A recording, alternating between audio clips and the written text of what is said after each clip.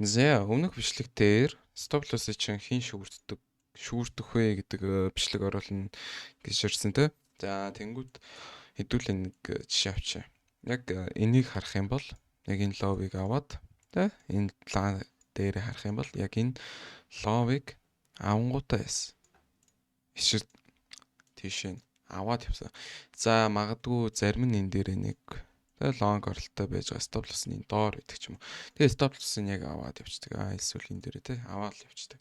Тэгэхээр ерөөсөө банкуд болон институшнууд чиний SL-ийг авдаггүй. Чи бол энэ зах зээлийн 3% ч бүрдүүлж чаддаггүй болох нэ.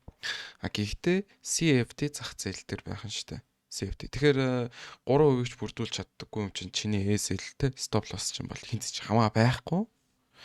Тэ хинт ч хамаагүй байхгүй учраас одоо би энэ ловыг авангуудаа энэ одоо юу гэдэг. Одоо та нарын хэлсэн шнэр бас индусмент гэдэг те IDM яг энийг ловыг авчаад яага буцаад өсөөд байдаг юм бэ гэдэг шалтгааныг хэлж өгье.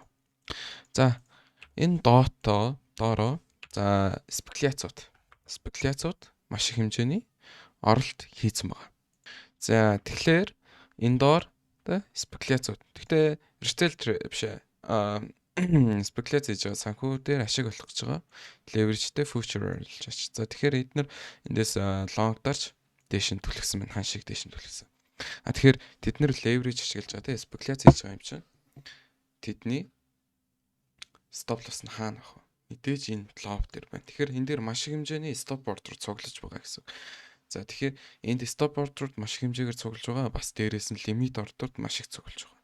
Тэгэхээр энэ зүүн яах гэж энэ доошоо орж ирж байгаа хэрэг энэ stop order-ыг биелүүлэх гэж тэ тэр long order спекуляцуудын SL-ийг авч өөрсдөө ашиг олохын төлөө энэ доошоо орж ирээд буцаад эсрэг чиглэл рүү хөдөлж байгаа. Ерөөсөө маш энгийн ягаад эдлийн ловыг аваад ундаг доотлын ловыг тэ индусмент ягаад бас ингэж ажилладаг. Гэхдээ индусментийг би яг ингэж ажилладаг гэж яриаг шүү. Индусмент арай өөр ойлголт болохоор би дараа ярьж өгье заяа. За би тэгээд дараагийн бичлэгээр яг хитгүүлээ яг ямар зах зээл дээр арилжаа хийгээд байгаа юм бэ гэдгийг ярьж өгнө.